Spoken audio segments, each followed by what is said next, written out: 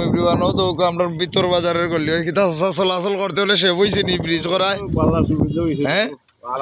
আরাম হয়েছে না নি চলাচল করতে কিতা দাদা আরাম হয়েছে নি ভাই থ্যাংক ইউ তো কাউ যে ব্রিজ যে ভাঙ্গা হয়েছিল না বাংলা রোডের যে ব্রিজটা ভাঙ্গা হয়েছিল না নি ভাঙ্গার পরে